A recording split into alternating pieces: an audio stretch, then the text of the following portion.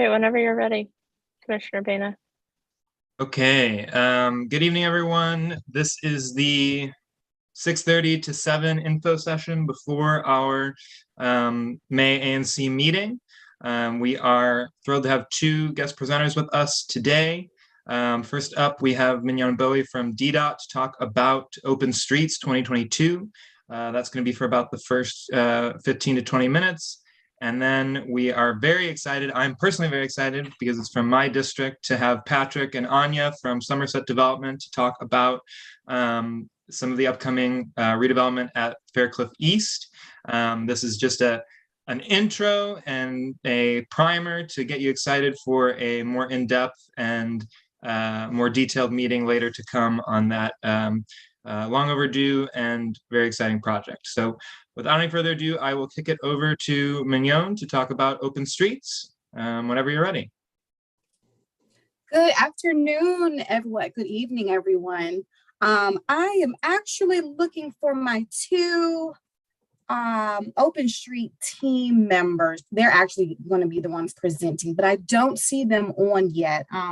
So if you want to move on to the agenda, I can reach out to them. Mignon, what's their last name if they're in the attendees? Last name, okay, let me see. It is, hold on one moment.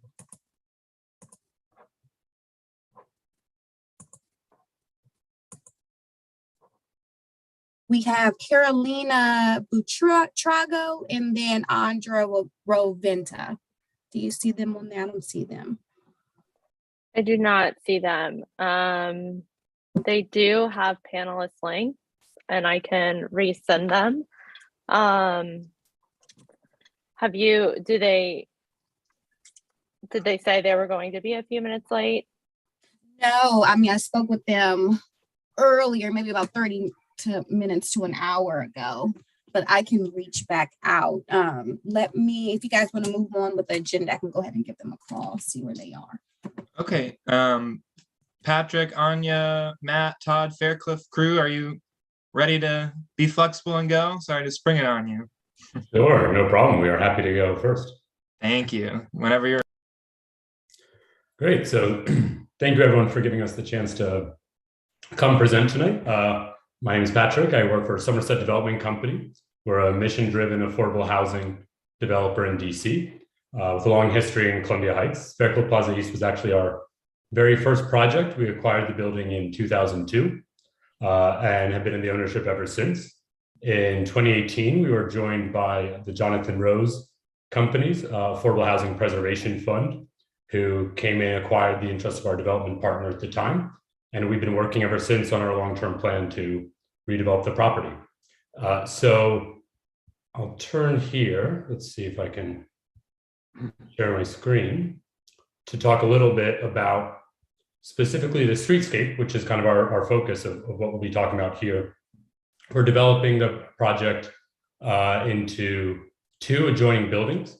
One will be developed by us, the Jonathan Rose Companies, and Housing Up, and that will be 125 affordable apartments. We'll be replacing one for one the existing 80 apartments that are there now. We'll be renewing the Section 8 contract with HUD on the site for another 20 years. And then there will be a second building on the south end that will be developed by partner Crescent Communities. And Matt is here today to speak for Crescent. Who'll be building a market rate building, including inclusionary zoning units, and that will be 200 units.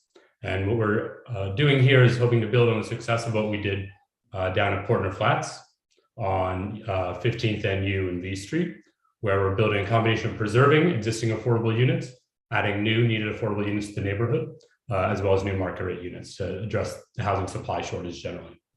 So you can see here a layout of the site as it exists now, some of the existing conditions. Some of the background for those who don't know is this used to be kind of single story retail that was fronting along 14th Street that was basically really burned out in 1968 and sat kind of vacant and blighted during the 70s and was redeveloped in 1980 as the garden style apartments that you see today.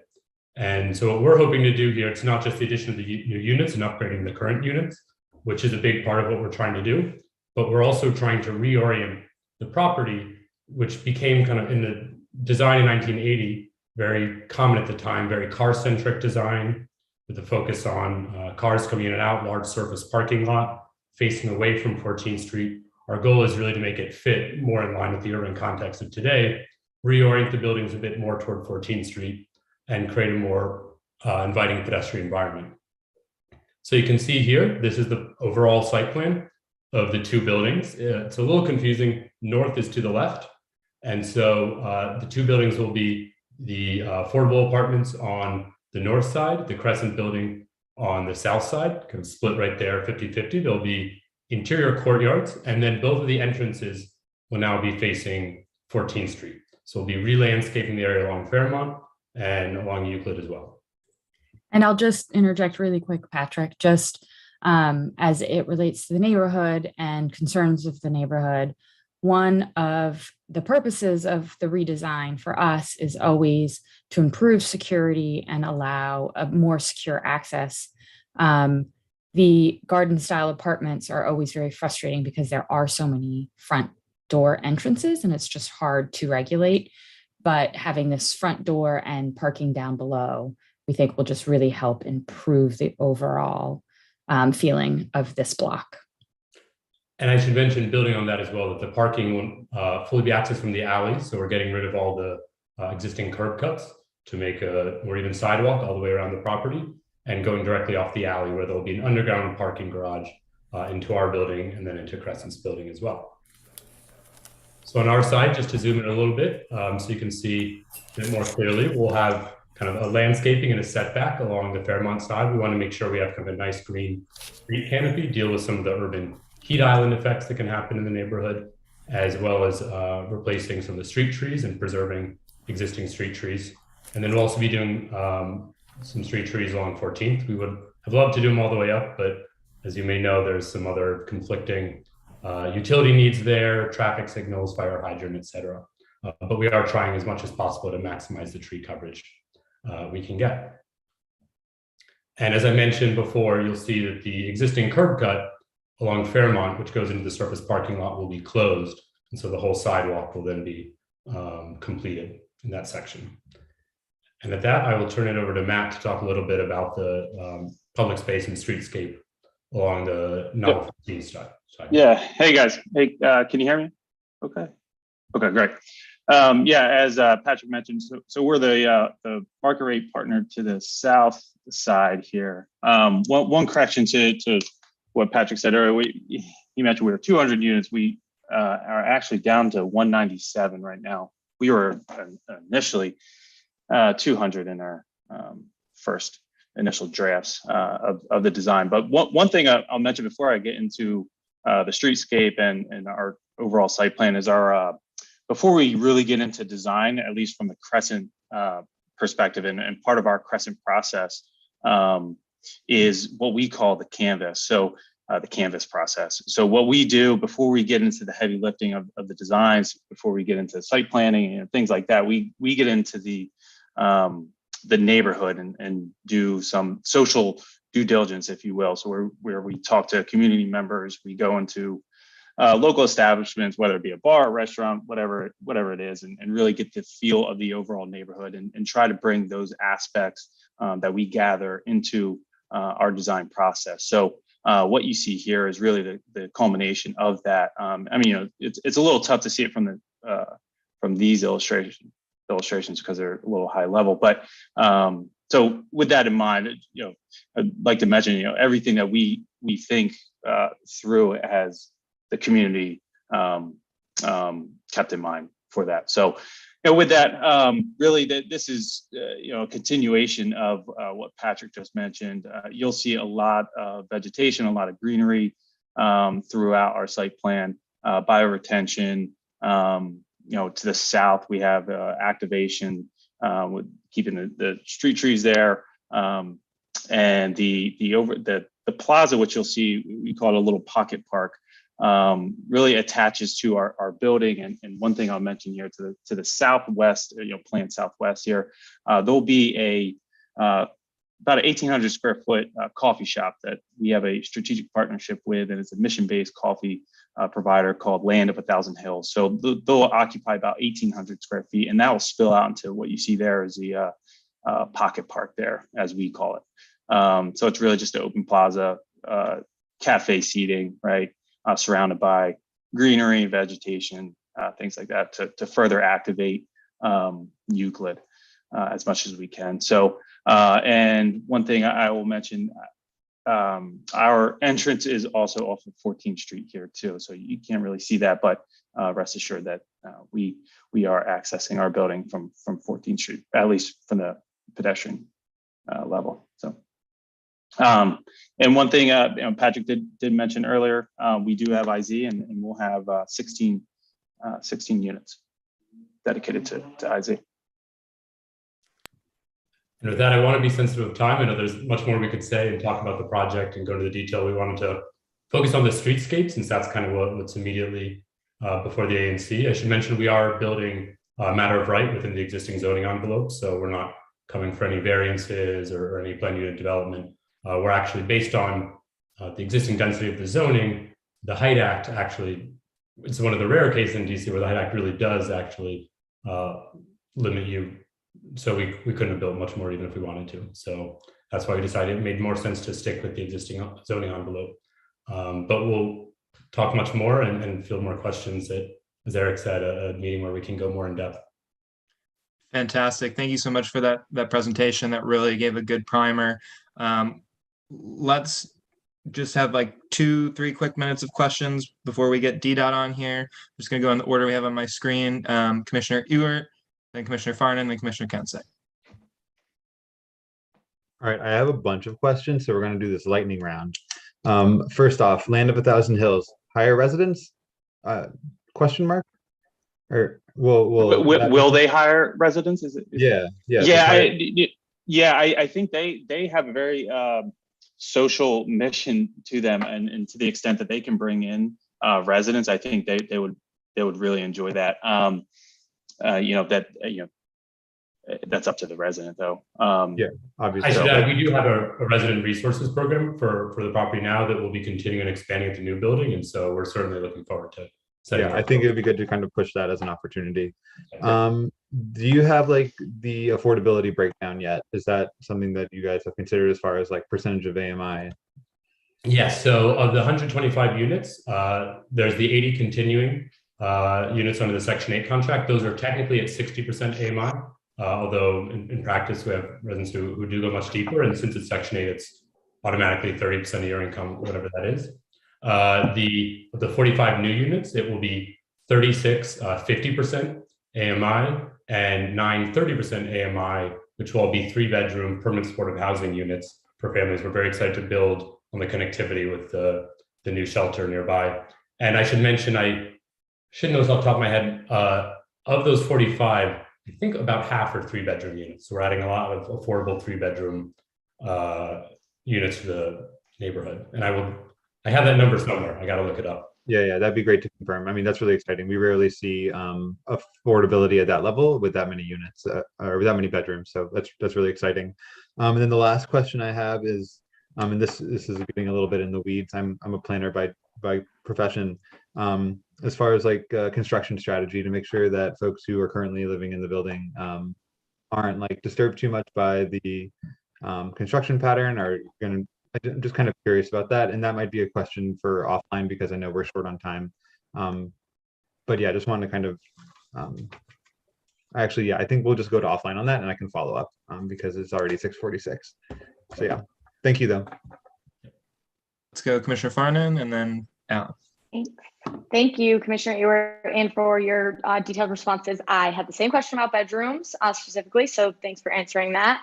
I also lived in an affordable unit in Portner Flats as one of my first apartments after graduation. So excited that you guys are still in the neighborhood, and I'm down the block now on 8th Street, but was a great experience over at 14th and B. So thank you for making that a great experience. One question on kind of how you all came together. So did you all know each other before this meeting, or were you planning this kind of 2-lot ownership? How did this come about? I just met Patrick tonight and Anya. I'm kidding. And so the background is, no, we have relationships with folks who kind of know the development community, brokers who go out and we did go through a whole competitive bid process to find the right partner for the South parcel, and we landed Okay. on Crescent. And so that's kind of, we went through a whole bid process. Okay, good. No, I didn't know if it was a bid process or if you just happened to own the land and you guys made a deal. So that's great to know. And then final note, I know that in the South parcel, you said you're having 16 units. Would love to know at IZ, I think. Would love to know the bedroom breakdown and the percentage breakdown for you as well. Sure. Yeah. So we, from the AMI levels, so we have 15 of those 16 are at 60% AMI. One is at 50% AMI.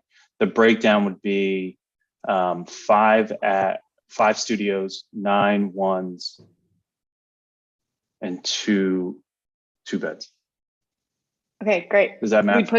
We'd push you on that 9 ones. If you can increase it all to 3, that'd be great. But of course, you're paired with some awesome opportunity. So we thank you for that. Yeah, one thing I will mention that the 5 studios, I think 3 of those are larger, more junior 1 beds. I mean, they're in some markets we would call them actual ones. So like they are 600 square feet, or yeah, they actually might be slightly smaller than that, but they have an inboard bedroom.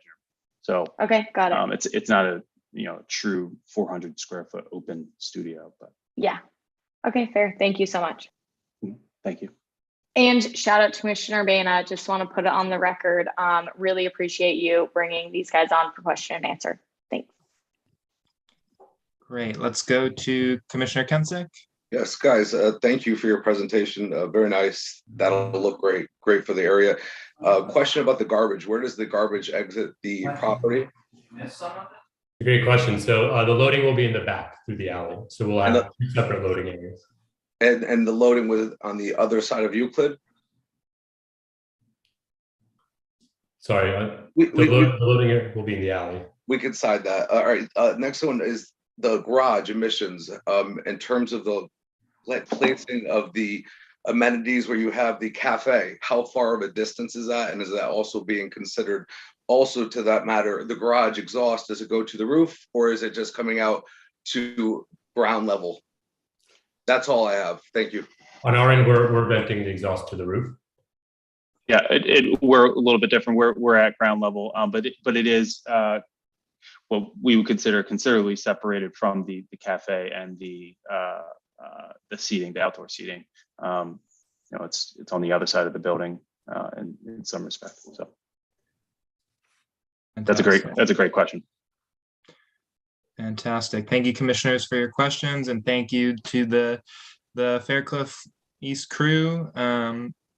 We really appreciate you being here. It's exciting to see so much affordability, and I know that folks in my single member district in the area are really excited for this. And sounds like the replacement of 1-for-1 of all the existing affordable units plus addition of affordable units will be a real benefit to our community, and important not just to Lower Columbia Heights, but all of 1B. So thank you for being here, and I'll be in touch about a further meeting to spotlight you guys and get into some more details. Thank you. Perfect. Thank you. Thanks, everybody. See you soon. Take care. Okay. Let's kick it back over to DDOT. Mignon, are you ready to do slow streets? I could pull up your PowerPoint that you had sent.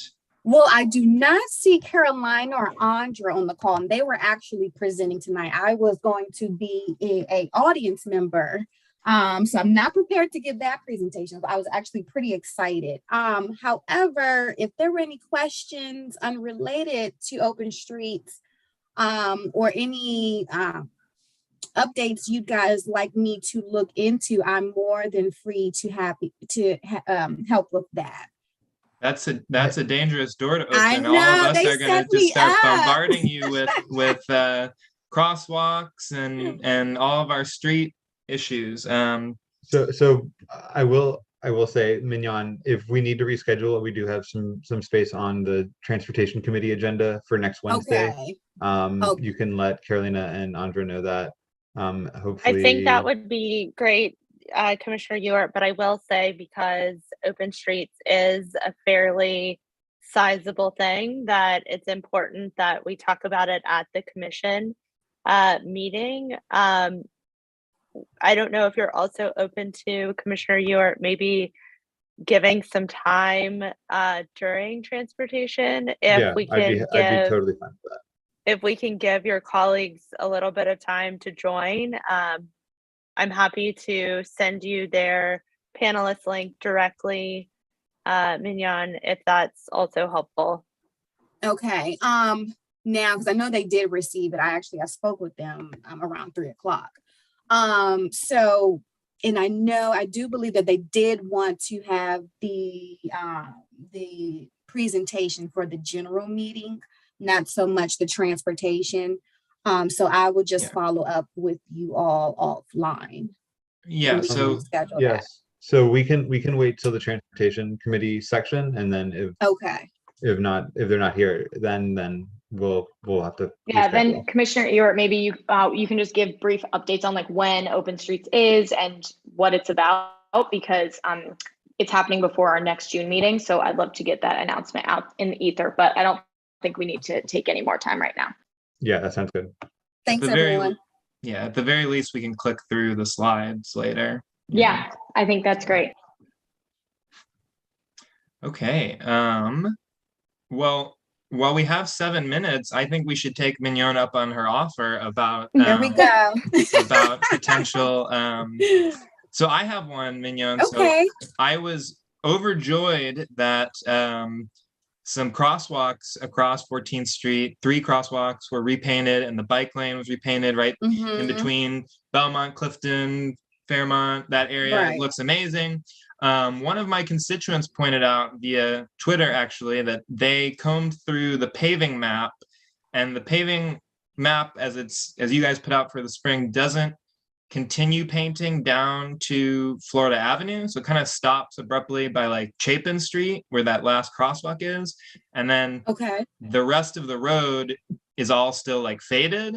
And it's not as much of a pedestrian issue down there as it is more like the cars and the intersection. The cars, right. And so it just seems odd that they didn't like continue the last half block down 14th. So if there's any way to just come back and finish the job, that'd be much appreciated.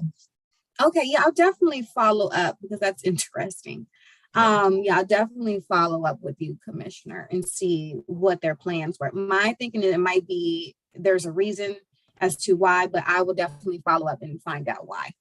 Fantastic. Thank you so much. Let's go to Commissioner Ewart and then Commissioner Harris. So I just have one general question, and it's about sidewalk repaving. Do we know when the sidewalk repaving schedule is going to kind of be released? Does DDOT have a scheduled plan for it? Targeted streets in ANC 1B. Just any information that can be provided on sidewalk repaving would be helpful. So I do not have that schedule yet. I think they are still securing for FY22, but I will double check. But right now, I don't think the FY22 pavement plan has been secured on that. Okay. And actually, I'm sorry, guys. It looks like one of the presenters is reaching out to me, so I might be able to get her on the call now. I think we'll still have you during the transportation committee section. Okay. But if they can come on, that'd be wonderful. Yeah, it's probably, what do we think an estimated time for them would be? If transportation is 3rd, I don't know, maybe around like 7:45, 7:30? And we probably, if they wouldn't mind just staying on for a bit, just because, I think we'd all really like them to present on Open Streets. Definitely. Okay, what time would you like me to say? 7:45? I would just say as soon as possible. They might just have to stay on, but yeah. Okay. So then, James, Chair Turner, maybe I can kick it back to you, and we could start 2 minutes early, which is probably a first in the history of. Commissioner But- Bena, Commissioner Handerhan and I did have questions for I know. Mignon. I'm not sure if she's able to answer them if she's working with her presenters, but go for it. Mignon, are you are you able to answer our questions? Sorry, hold or- on. I'm sorry. Can we move forward? I'm trying to get them connected. I'm sorry. Okay. Well, I guess we're gonna have to wait. Commissioner Handerhan. Mine was just a shout out. I was gonna be to thank Mignon for her help getting crosswalks restriped at 6 in Florida, and just thank her for continued partnership to fix what is one of the most problematic intersections in 1B.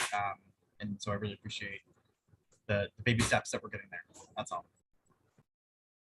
Oh, and I did have a quick update in regards to Cleveland Elementary.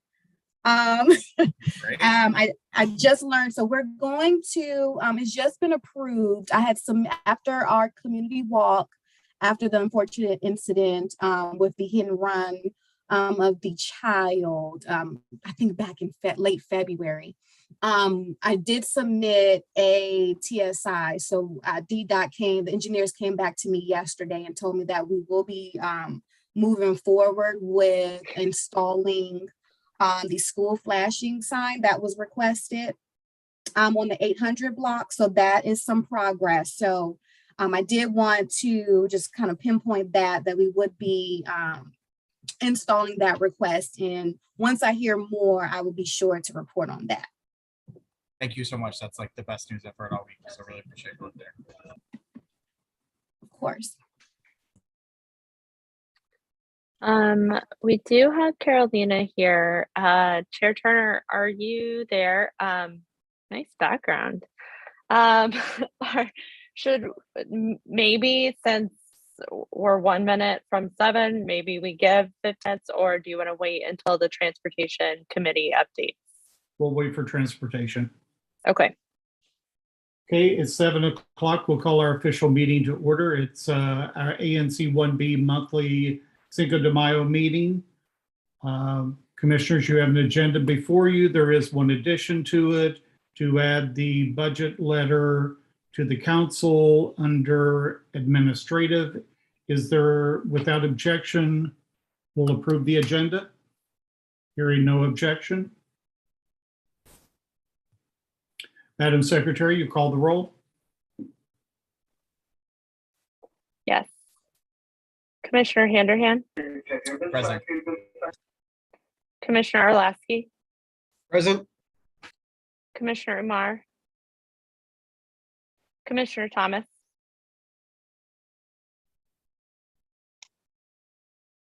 Commissioner Kinsick, Present. Commissioner Floyd, Present. Commissioner Ewart, Present. Commissioner Bena, Present. Commissioner Turner, Present. Commissioner Farnan, Commissioner Harris, present. We have a quorum of 10 of 11. Thank you. Madam Treasurer, any financial reports? I do have 2 reports, nothing for approval today, as we approved all the quarterly financials that we needed to last month. However, we have our security fund for 2021 and 2022 approved. Round of applause for all of us. Thank you. That was a team effort. So thank you to everyone who supported on the executive committee and beyond. We also have all our receipts and our monthly reports uploaded and being reviewed as we speak by the Office of the ANC. So once that review is complete, then we'll start receiving our monthly installments again on time and with no interruption. So that's just a quick update, and we're on the right track. Thank you.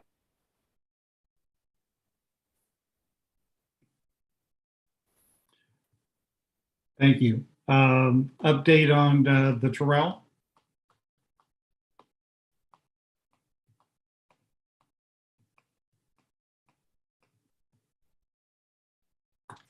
No update. The advisory community engagement panel hadn't met since our last meeting. I will say though that there was an event at the end of April where a local sorority chapter, coordinated by the social worker Miss at the Terrell, they coordinated a drop off of supplies, and so that was a great community engagement with the Terrell. And just a general announcement to community members: if you're looking to engage with the Terrell, set up any sort of drive for books or supplies or anything like that, you can reach out to myself or Deborah Thomas. We can get you in touch with the Terrell, and they are always willing to work with community members to help get their folks what they need. So Thank you. Public safety and community engagement, Commissioner Farnan. Thank you. We don't see very often is the Nelson brothers. I saw an extra someone in there. Welcome, sir. Oh, no, we want you to stay. Oh, they both look good. You just got him in trouble. Back on when the GPD committee comes up, we'll see him back, I'm sure. We do have the battalion fire chief back with us. I'm always pleased to see you, Chief. So thank you for joining us, and thanks for letting me know you're coming. We will receive any updates from you and then give you any questions, but want to give you just a few minutes here to kick us off. Okay, thank you. I appreciate it. Welcome. I was on last time for a short time and took some questions. I provided a PowerPoint that goes over kind of our Right Care Right Now program so that everyone is familiar with it. If you want to push that out to your constituents, that would be great. We're trying to get that into the community as much as possible. It's one of our KPIs from the mayor's office for the last fiscal year. And we're trying to make everyone aware of the process that goes through. So I don't want to take up too much of your time, but I put that out there with some information that you can look at and use to inform your everyone that you talk to. And I'll be happy to answer any questions. Wonderful. And I actually was hoping to just do a quick screen share of this graphic. I think it's great to understand what happens when you call 911 for a medical need. These are all the people that are involved. So we, of course, will include this on our site. We'll put it in the announcement section, but then we'll also include it in the newsletter. And thought this was an interesting graphic that people could benefit from. Okay, great. Commissioner Farnan, any questions? Yeah, actually, I just have a quick question, and it's not particularly with Battalion Chief, but I do wonder about 911. Was there anything, do any of the other commissioners know, is there anything in the budget on funding some of the recommendations from the DC auditor to improve our 911 system? Yes. So other commissioners, please feel free to chime in, but I do know, I think 3 things specifically, and then there's other enhancements for OUC, which is the 911 operator.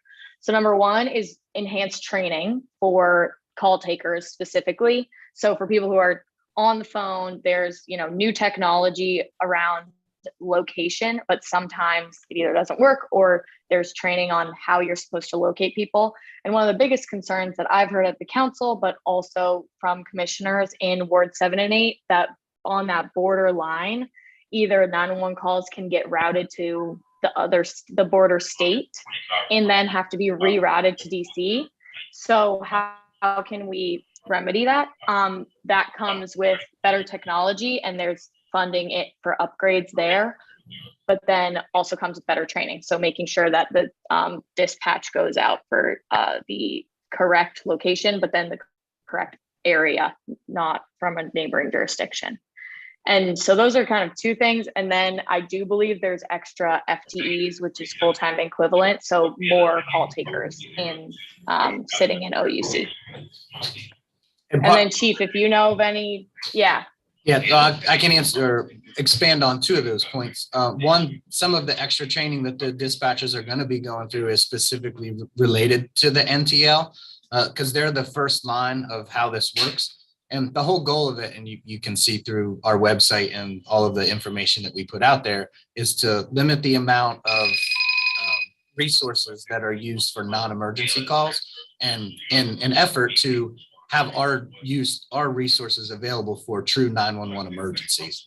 And then the other aspect of it is to decrease the ER overcrowding, and it just snowballs the effect. The more people we send in there, the more time the ambulances are at the hospital. So it goes on and on and on. But their initial training to route those non-emergency calls to the nurse triage line or the right care right now is a key to it. That's where it starts. And where we get all of our information, everything starts at that, the initial 911 call.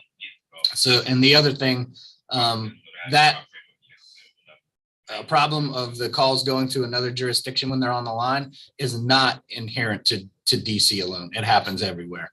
And with the cell phones, it has increased over the years. So as the technology gets better, it does get better, but our call takers and people at all the 911 centers are trained to, if they get a call for another jurisdiction, it automatically gets routed to where it's supposed to be. Yeah, I've just heard from neighbors that they've had, I've heard from neighbors who have been on hold with 911, which is incredibly terrifying to be on hold when you call for an emergency. And then I have heard also it being routed even in DC in wrong locations. And I work in a completely separate sector, but I work in marketing, and I know the power of location tracking. I mean, we see it when we're targeted with ads that are very, very personalized. So it is a little, I have a hard time understanding why we are not up to speed on most of those services, but I also know it's not your fault. I know you are dealing with it. You get the information from 911. So wanted to check in to see if we did get that funding, since that's what the auditor recommended. So I am staying in tune with how that is progressing. I think a lot of that information gets, I want to say misconstrued, but if you get a call to the call taker takes a call and they say they're in Northwest, but their location service says they're in Northeast, we ask them, are you sure you're in Northwest? And if they say they are in Northwest, you go by what they're telling you.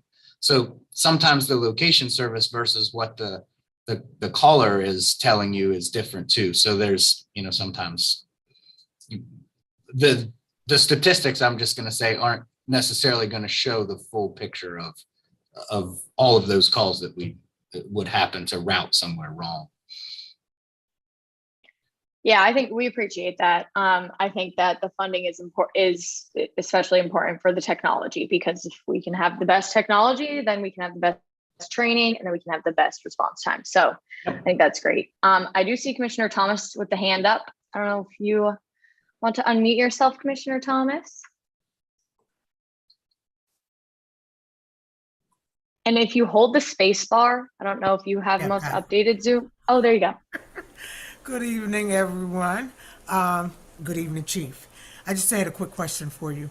Who do you call and how do you contact the fire department if you see a public safety issue and or an issue that could potentially be hazardous? If it's not an emergency that you would call 911 for, we always have our 311. That's where all of our non-emergency calls can get routed to, and they can connect you with any type of service, whether it would be DDOT or, if it's a water emergency, they can connect you with WASA. If it's a Washington Gas, any of our agencies can be connected through 311. And if you would happen to take it to 311, it's a non-emergency line. It still gets routed to the 911 center, but we have specific call takers for that section of calls.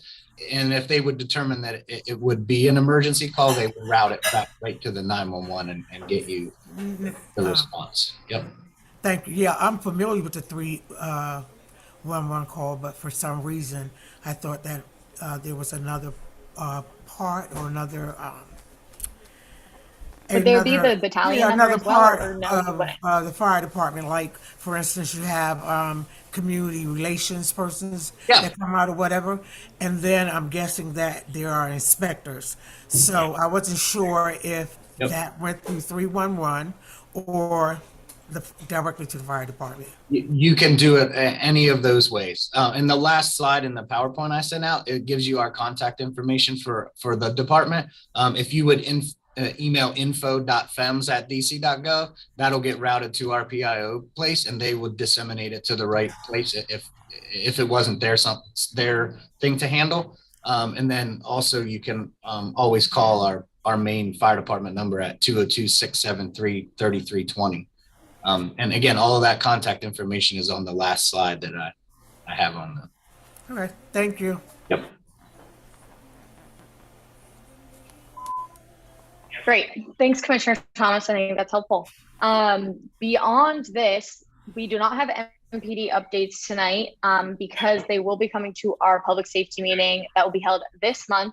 I'm nailing down a date to get the community liaisons there because I'm hoping to have community liaisons from the one's office, and there's just been a lot of back and forth. So I will announce within the next 2 weeks a date for the back half of May, and we'll make sure that everyone on this call knows so we can get proper engagement with MPD for this month. And then finally, we have the Funk Parade this Saturday, which ANC 1B is a proud supporter and sponsor of. And it is supposed to rain heavily. However, I will encourage residents and commissioners to come out. I will be there in the afternoon portion. So it's from 11 a.m. to 5 p.m. this Saturday. I'll likely be there 2:30 p.m. I will confirm in an email to commissioners, and we can meet at the 14th and U corner and then hand out information. I have everything for us.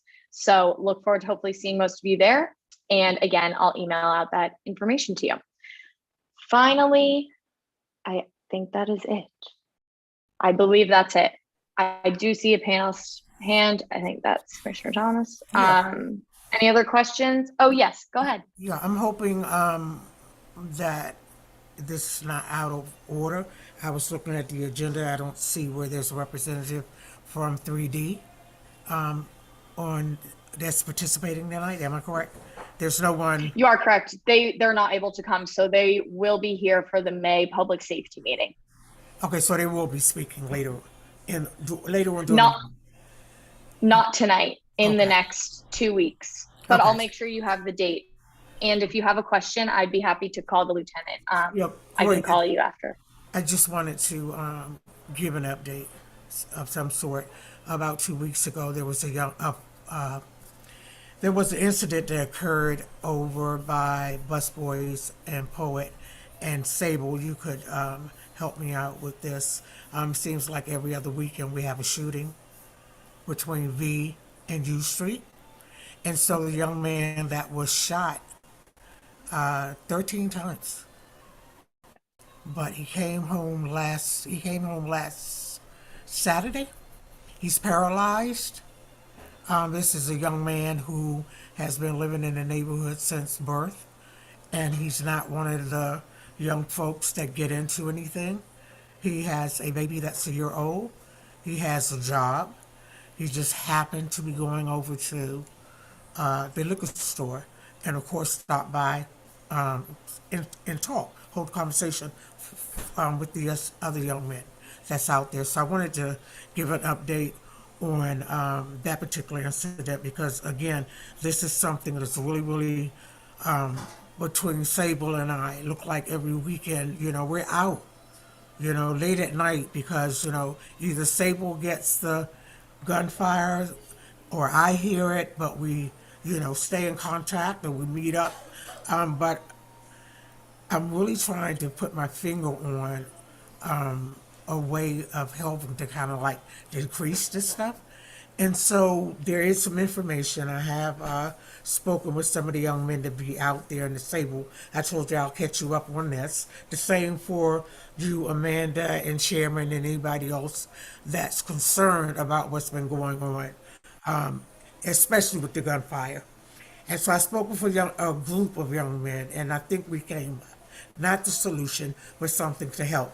So because there's no one from 3D tonight, you and I and Sable or anyone else, I can contact you and give you some information on, what we've come up with, and that's holding a meeting with some of these young folks that's out there. And MPD, they're interested in having that conversation, with the police department, which is rare. But I think a lot of it has come from the folks who've been shot and killed right here in our neighborhood on our corner. And then our constituents, have concerns because they're sitting out eating or, just passing through and they have to dodge bullets. This is an area that we all know it's heavy concentrated on the weekends. So we'll be working to with these young men in MPD, and like I said, anybody else that is interested in helping out with that. I think that for me, that's the most important thing right now. Then, secondly, a couple of my constituents, on 12th and V, 13th and V between W. One person's there was a carjacking, there was a robbery, and there was someone who got jacked for their dog just walking down the street. Again, that area there, it is very seldom that you hear of things like that. And so I wanted to also put that on the table and try to contact probably the commander or someone to see if we can get more police presence in that area, and especially on the weekends. I think with that, Deborah, I do, I want to caution us for more of that police presence. I think we want to be mindful because I think with like 14th and B, for instance, there has been, I guess, a increased presence that hasn't necessarily stopped the things from happening. I'm very heartened to hear that, we have community members who do want to figure out and come to the table who often don't come. But I would encourage everyone, especially in our audience that's on, to, still say hi to the community members that are out there. I was pretty shocked to hear some of the things out of Lieutenant Markowitz from what he said on how apparently the lower offenses were causing the shootings, which I think is wrong, because I'm out there just like you are out there. I know the guys, I know some of the younger guys now. So I would urge people in the audience to get to know your neighbors, say hi. A lot of the guys that you might see out there on 14th and B are people who live in the neighborhood and this is their backyard. And I think that goes a long way, creating those community connections. So I'll leave it at that. Very happy to hear that we are kind of making progress. And just mindful of how we approach, for future things. Okay. Thanks. I think Commissioner Thomas, 70 years ago, you had to actually be able to aim and shoot a gun to hit someone. Yeah. Now with rapid fire, you don't need to aim. You can just like go wild with any direction and you're probably going to hit someone. And unfortunately, that's the type of guns that we have on the streets these days. Not the single shooter of decades ago, Amanda.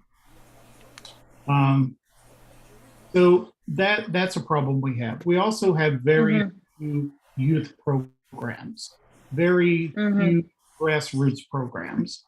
I reemphasize to Brenda Donald at the Housing Authority, the very good program that Bo had, Commissioner Bo, where he worked with young people, youngsters, well, I should say adolescents and young adults, to just learn gardening, to learn how to do woodwork. Now, granted, there's some inherent problems with liability and stuff, but absent anything else, that is a real demonstration of community involvement and getting connecting with people and changing lives, showing hope. And that's more of what I think we need, as well as all the MPD and violence interrupter and such. We do need more community involvement. And I commend Commissioner Luther for that. Thank you.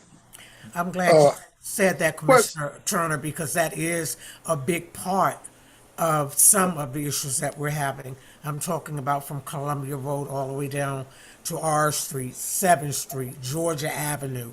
You know, it's the same circle. And at some point, we need to understand that we too have to, in a sense, police our own neighborhoods.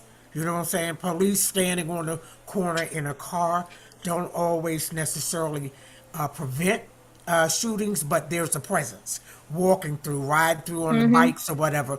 But it's the same thing with the buses. If you see something, say something. You know what I'm saying? I'm not asking people to go out there and peep and see or whatever. I personally has made it a point as of this coming weekend to just walk on the Friday and Saturday nights, just walk through. You know what I'm saying? See what's happening or whatever. But yeah, Commissioner Turner, you're absolutely right. This is a community, not a block, not a neighborhood. It's a community issue. And I think that, you know, for the most part, we need to start policing our neighborhoods because the police cannot do it all. I agree. That's just Before reality. Luther jumps in, I don't think that we don't have the communities in the neighborhoods that we had 10, 15 years ago. We have people who come into their residences, they stay there and they leave the next morning. They don't really go out and get to know the neighbors, frequent the local establishments. Our neighborhoods and being a good neighbor has changed. And frankly, I've seen a lot of people departing the neighborhood because of that, just selling and moving. And that's a shame as we continue to grow. What does being a good neighbor in a neighborhood and a community mean? Commissioner Luther. I do. Yeah. Yes. Well, go ahead, Amanda. No, I was going to say I wanted to give you time. Okay, thank you. And thank you all, right. And I was running late because I was on a meeting with housing. I appreciate you all for the support, but do you realize they tore everything down that we had upstairs? I'm literally, not only that, now I'm in a problem with them because they even took the vending machine and brought it back broke and scratched up, right? So that's here nor there with that issue. But my thing is, I agree with you all as far as programming. I mean, I don't mind. It's not, to me, I look at it a little different as far as policing the neighborhood now, and I look at it as a program that we had started up here once before, which is called the COIN program. The COIN program is an acronym. It means check on a neighbor. So, you know, by we checking on our neighbors and seeing how they are, and see, my thing is not just checking on a neighbor. It was a thing where we could provide programs that we was going to be providing up here, right? Because you can easily say, what are you doing wrong? And I could correct you or try to correct you. But, you know, as I was growing up in the hood, correcting you is also having a place for you to go, a safe haven. You know, we had the Boys and Girls Clubs or other little things. The kids don't like that, the Boys and Girls Club like that no more. But if we can provide them, like, if we have any spaces that we can look at to be able to put these same programs that they disassembled up here, I guarantee you we can catch a whole lot of flies, and those are the people. Banneker basketball court, getting a refurbishment. Banneker basketball court. Well, this is what one of the youngsters was talking about. You know, instead of them battling one another, you know, let's do it on the basketball court. We got Harrison Ruck sitting there, and nothing's going on there. No lights. So, and not only that, I can help with that because I install solar. They don't want to give us light. I can show you how to install solar. That's what see. They didn't stop me. They just made me more powerful because I have a whole quarter of acre in Ward 7 that we get. I do aquaponics, hydroponics, aeroponics. I install solar. I'm growing vertical. I'm getting ready to get with Georgetown University to see how we can get a commercial solar kitchen. This in Ward 7. I live in Ward 1. I just grew up in Ward 7. So my thing is still continue to do this throughout the city. I'm not just both from Ward 7. I'm both from DC. And people know me from all over. So my thing is, I would love for us to get together to see. I help you with any of these rec centers in the neighborhood because, you know, I could grow on concrete or anything. See, and it's not the thing of just growing. It's the thing of showing them infrastructure. That's how I learned. I learned how to build. So a lot of them don't want to grow. We can show them infrastructure. We can show them solar. We can show them how we did downstairs, create a podcast for them to talk out. When you got a beef shorty, let's talk this out on a podcast, man. And then if you got another one, let's do some music. Let's do some t-shirts. Go ahead, excuse me. Go ahead, man. No, thank you. I appreciate it. And I think this is a great kind of starter to a conversation that Commissioner Thomas, you were sharing that we need to have this larger community meeting. And I'd love to call you later this week and talk about dates that might work. And we can try to set something up for the end of May. I appreciate it. Okay. And I'll be part of it too. Commissioner Ulmer. Yeah. I need offline. Could you send me your phone number because I tried to contact you a couple of weeks ago for some young men, and I might have the wrong information. You must do because I'll answer all numbers. I'll connect you guys. All right. And Commissioner Bana. I was just going to note quick that this is like perhaps somewhere where we could do some more ANC sponsorship. So, you know, Amanda, I'll circle with you, like up in the Girard Park in my SMD. Like a program. You know, they've done basketball tournaments there, and a lot of them they've in the past funded out of their own pocket. That's an area where we could do sponsorship. And there's been a request too. I was out on Clifton with the neighbor residents that hang out there, and there's been a request for like at night programming, like evening programming specifically for teens. And so I guess there was a pretty successful program over in Ward 5 last summer that I'm looking into hopefully trying to replicate over here, just something like an evening program. So just all that to say, some opportunities potentially to put some ANC dollars towards. I got a big old 20-foot by 20-foot projector vision, all that. We could do movie nights, we could do popcorn, we could do fundraising. We all like to cook out. So we could do fundraisers to raise money for that. Even in Ward 7, what I used to do when I had my ice cream truck and I did fundraising, what I would do, and the young boys in the neighborhood, the little hustlers got hip to it and they started joining in. I call it a one shot. One shot is you get on the foul line. If you hit, you get $1. If you don't, you owe me 20 push-ups. Now, I tried it myself. If you could shoot long, once you miss and do the 20 push-ups, your shot off. Or with kids, I did 10 push-ups, right? And the little girls, they didn't really do push-ups, they did knee-ups. They put their knees down and pushed up. So I made it equal to everybody, right? You know, and I even did it with people that was coming around in wheelchairs. If you missed, you had to do something, some curls or something, right? So them the type of things that they'll love to do. And and then you get the little, I did it so well, the little hustler guys, they got the missing. So they just said they got tired and said, "Bo, here was $50. Let the kids keep on playing." We went all day, all night long. I love it. Well, I appreciate this full conversation. I thank all the commissioners for being here. I think that is really important to start this conversation here. And then, you know, this is the first step. So end of May, I think we can get something in person. I think it's important. And we'll go from there. Chair? Thank you. We'll now go to an equally exciting part of the agenda, ZPD. Mr. Nelson, or the Nelsons. Good evening, everyone. I come from live from Salt Lake City, Utah.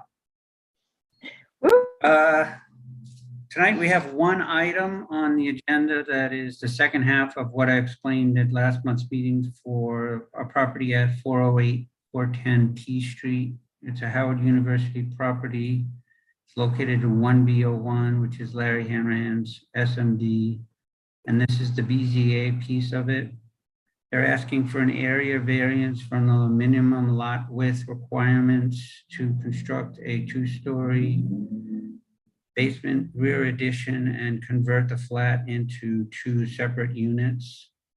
The committee has reviewed this and is recommending that the ANC support the area variance from the minimum lot requirements.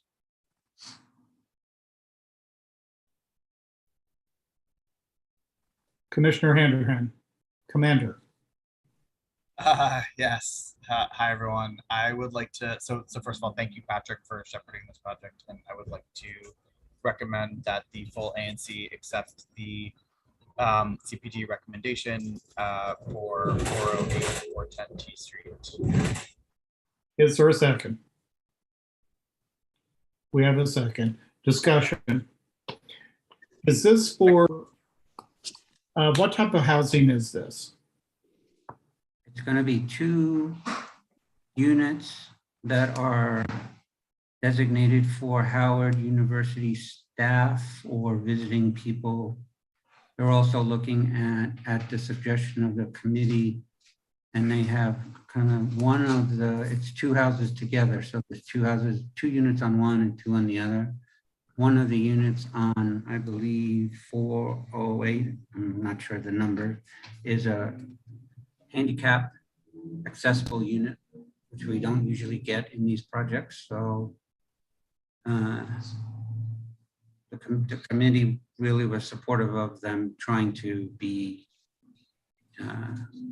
forthright in explaining that they're trying to do that as a benefit, but it will be used by Howard University, not by outside people. And it's not part of the campus plan? No, it's not. And is it, do you happen to know if it's a taxable or tax exempt?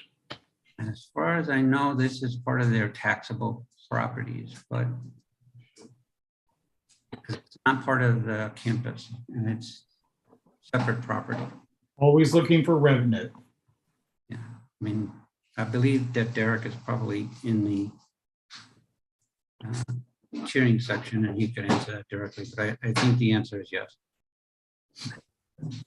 Derek and Joe Leonard from Howard are both on the line. And I would just note, while I have internet access on the train, in case that changes, that they've done a really great job with the community engagement on this site. It's a really high watched property, as you might imagine, and we're really, the community is. I have no idea what you're saying.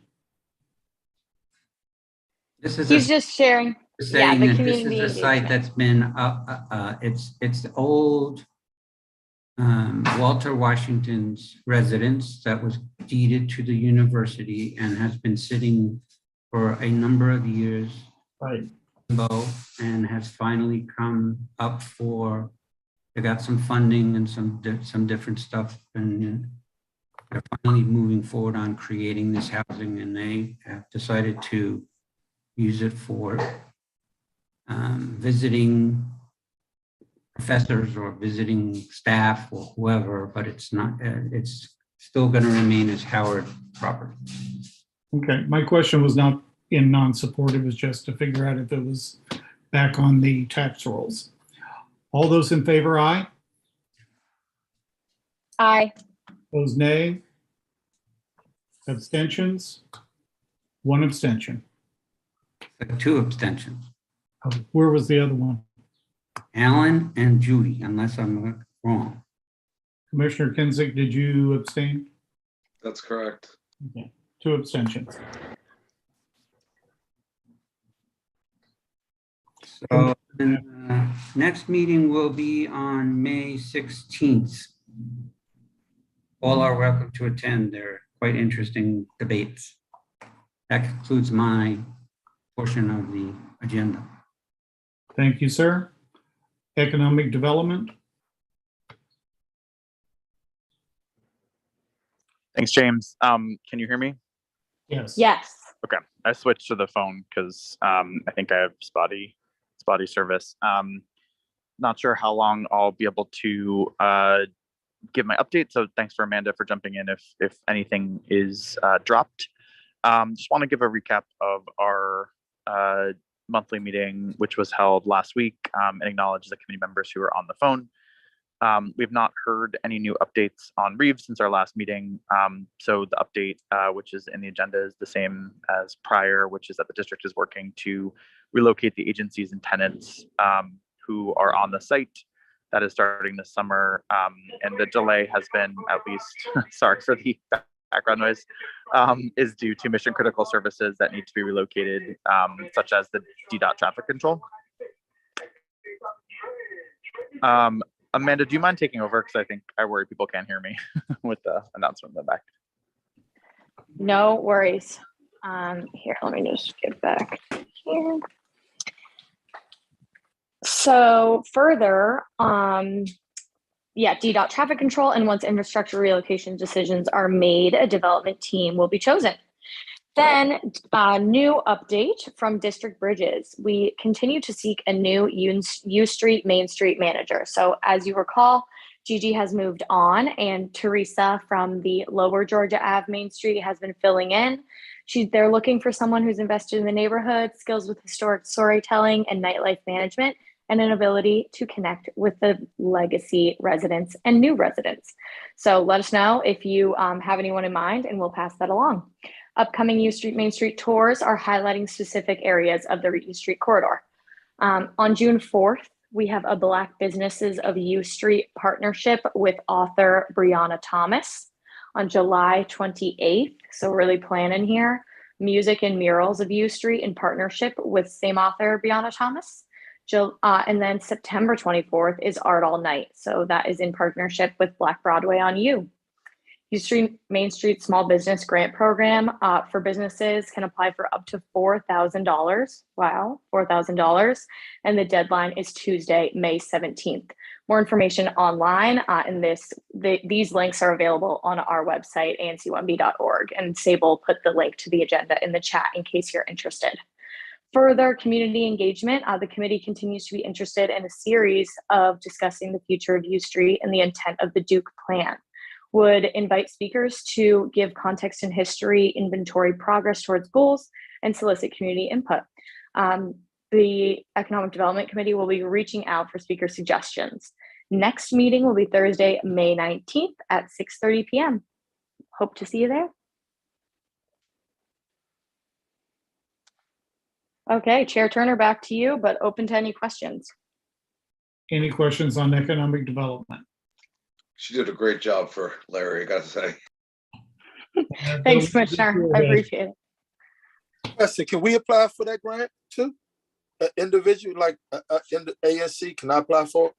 No. You have to have a business license though, but 501c3 may be able to. I can share the link. As an ANC, I'm sorry, Amanda, as an ANC, we cannot apply for it. That's a conflict. Okay, of cool. interest. Thank you. I just wanted to be clear. Thank you. No. Okay. Yep. Thanks, So I Amanda. I'm can't- just going to have you give all of my updates from here on out. That was great. Thanks, everyone. No worries. Thanks so much. Transportation, Commissioner Ewert. Hello, everyone. So, hold on, gotta organize everything.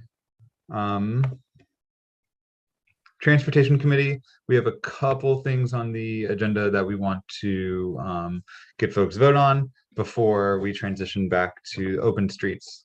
So the first thing on the agenda is the alley closing off application for S003181. This is an alley that if you looked at it on the map, I don't even think you know it was an alley. It currently exists. It's an L-shaped alley within a parking lot and is part of a redevelopment project for, or I guess an infill development project for one of the new Howard University buildings. The Transportation Committee recommendation was to fully support the alley, given that there is public access easement for the proposed interior public plaza. However, I've spoke with Commissioner Farnan about this. The Howard University team reached out to me and asked if we could remove that public access easement language from the motion because of various reasons. one of which being that it can be kind of limiting, both financially and and programmatically. In those discussions with Howard, I'm comfortable doing that, but I just wanted to highlight that we are still kind of having conversations about how that public space is to remain public, and I'm glad that they're happy to work with us on this. The proposal that they are giving us for the alley closing application is above and beyond anything that I've seen as far as what public access that we are getting.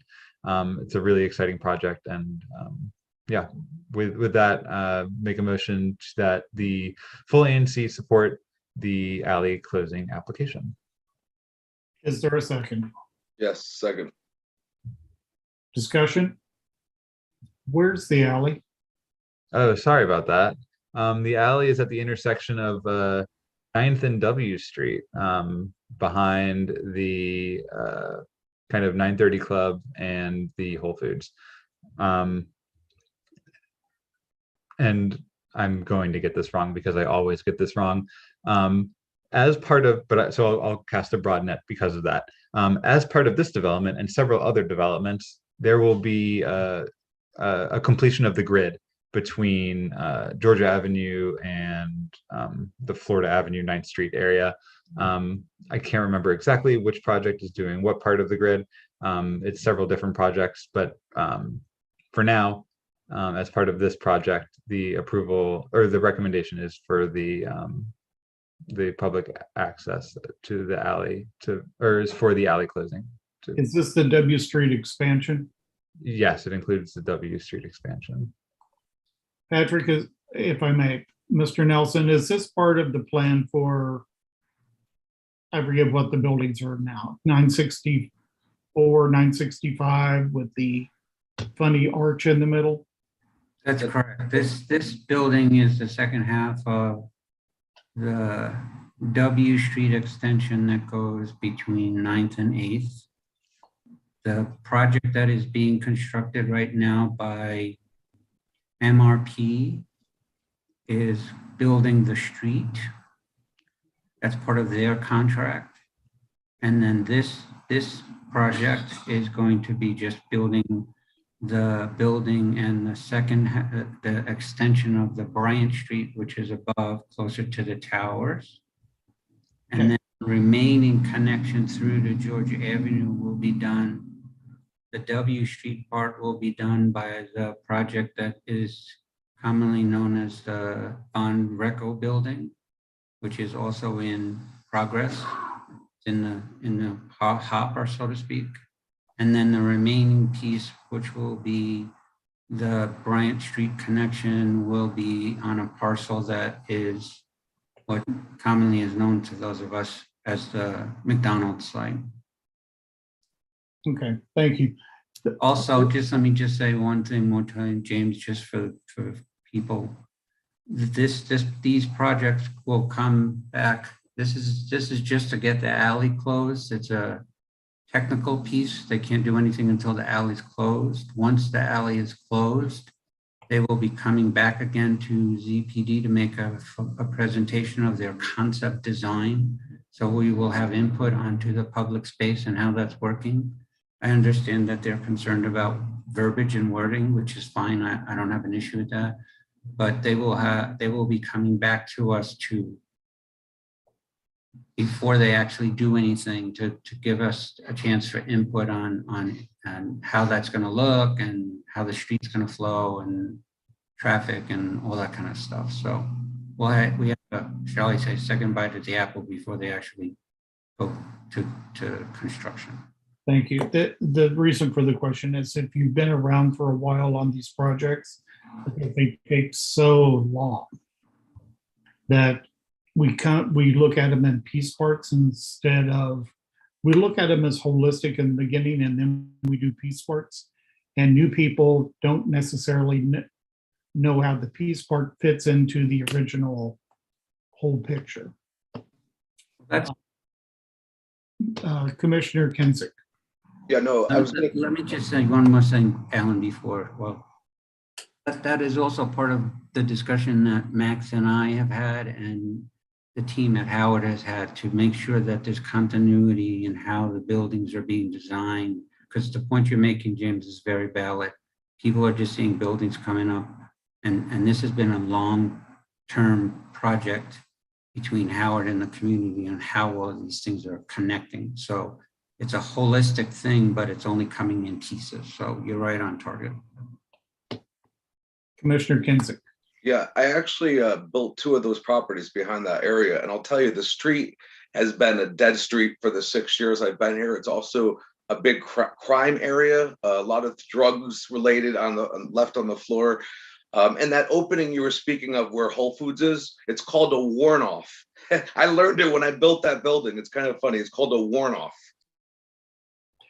Yeah, a type of transportation infrastructure that is pedestrian friendly. So always happy to see those in our neighborhoods. Yeah, thank you. All those in favor? Aye. Opposed? Abstention? One abstention. One abstention. All right, next thing, we have a couple resolutions. The first resolution is a proposed resolution to expand sidewalks on this very nearby area on the 2100th block of 9th Street Northwest. This is the so like as Florida kind of comes into 9th Street, this is the portion that goes like up, like to the immediately to the left of if you're looking at it, immediately to the left of the 930 Club. And so the resolution, the language is in the agenda packet. It's pretty straightforward. It's just requesting that DDOT expand the sidewalk. There's a no parking area, and within that, it's about 2.5, maybe 3 feet of sidewalk. It's not accessible. It's not ADA accessible, and we're requesting that DDOT expand it so that it is. The committee recommendation is full ANC support of the resolution as is. Is there a second? Is there a second? Is this the little tiny triangle? Yeah, it's on. So if you're looking at the little tiny triangle as it comes to a point, we're looking on the right hand side of it. So it's like the portion where it's like the back end of the parking lot, and then the office buildings for the 930 Club are the is like the sidewalk area that we're talking about. Discussion. All those in favor, aye. Aye. Opposed, nay. Abstention. One abstention. Aye. Thank you, Larry. And the last resolution is a request for DDOT to study and design U Street and Florida Avenue Northwest bus priority lane. This is a the Florida Avenue U Street bus priority lane is something that is identified in the Move DC plan. As of yet, there are no plans for the design for this area. We have seen, I have seen recently some,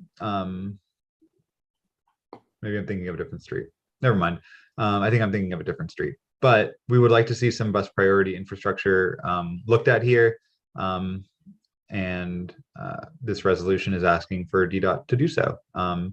The Transportation Committee recommendation is for full ANC support for the resolution with the addition of language to support extended pedestrian crossing times, specifically at the intersection of 6th and Florida Avenue, which, as Commissioner Handerhan knows, can be a mess of an intersection.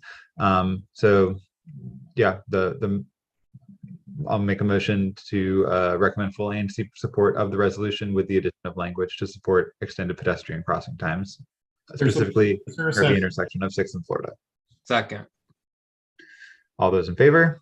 Second. Oh, discussion, my bad, discussion. Question. Is this a response to something that's pending or something you're requesting? This is, so this bus priority line is identified in the Move DC plan as something that they want to design and build out. However, there are no timelines for that. We are requesting that DDOT come to us with a design and eventually build out this bus priority lane. With a project plan or with a program plan. Yeah, with a program. Be specific with what you're trying to ask for. Yeah. All those in favor, aye. Aye. Nay, one abstention. Abstain. Thank you, everyone. Mignon and Carolina, the floor is yours. Thank you for your patience. Hi, good evening. Thank you very much for having me, and apologies for being late. I thought the meeting started at 7. I'm gonna do a quick presentation on Open Streets and get you excited about the event. I'm just gonna share my screen, and then we'll have plenty of time for Q&A if you have any questions. Okay, perfect. So my name is Carolina Huitrago, and I'm the Open Streets Manager at DDOT. And we're going to be bringing one of our Open Streets event on June 4th on 7th Street Northwest. So I'll just go briefly. I already introduced myself. What is Open Streets, the benefits of Open Streets, the day of event details, some of the confirmed programming, how to access the event, detours, and time for Q&A. So like I mentioned, I'm Carolina Huitrago. Andra is not here today, but she's a transportation planner supporting the team. And for this event, we're partnering with the downtown bid. So they're helping us with all the programming on the ground. So what is Open Streets? I don't know if you've attended any of our past events. We've done 2 Open Streets in DC on Georgia Avenue. One was in 2019 and the other one was in 2021. And we closed 3 miles of Georgia. So that was one of our longer events, our signature events. This year, we're bringing events to all the wards. So we'll be touching all the wards, but the distances won't be as long. So Open Streets seeks to reimagine streets to prioritize people over cars. Our signature events provide easy access to recreation and other health-oriented programming and promotion of local economic development by helping support businesses. So this is an opportunity for the community to come and enjoy the streets. So there are no vehicles, but the idea is that you come, there will be fitness classes, 1.5 miles, we're closing on 7th Street for you to bike, scoot, walk, run, any type of alternative transportation. We will have a bunch of activities, and at the same time, we want you to discover your neighborhood and support the local businesses. So some of the benefits of Open Streets, I'm not going to read all of this, but it's on the PowerPoint. So like I mentioned, health, economy, environment, and community. So now I'm going to tell you the details of Open Streets coming to 7th Street. So like I mentioned, it's going to be on Saturday, June 4th. We are closing Florida to Pennsylvania Avenue on 7th Street. The length will be 1.6 miles. And we will have activities for everyone, from babies to seniors to dogs. Everyone's welcome. It's free to attend. We do recommend that you walk, ride a bicycle, a scooter, or take any form of alternative transportation, but please don't drive. The streets will be closed to traffic from 7 a.m. to 4 p.m. and we'll be towing cars starting at midnight Saturday morning, so on the 4th. This will happen rain or shine, so hopefully we'll have good weather. Like I mentioned, it's open to all ages and abilities. We will have water stations and bathrooms along the route and free swag, including an Open Streets t-shirts for those of you who fill out the survey on the day of the event. So this is some of the confirmed programming. We're still finalizing it, but Double Dutch has been one of our really popular activities on Georgia Avenue. We will also be providing scooter and bike safety riding lessons, main stage with entertainment, music, and our closing act is a go-go band. We will have Capital Bike Share bicycle demonstrations. We have 3 activation zones with fitness classes for all ages, demonstrations, art, music, information about DDOT projects in the ward, family-friendly activities, and fun for everyone. So like I mentioned, we recommend that you walk or bike or find another way of getting to the event. We will be updating our website. WMATA is working on the bus reroutes, and we will have all that information on our website soon. So this will be updated.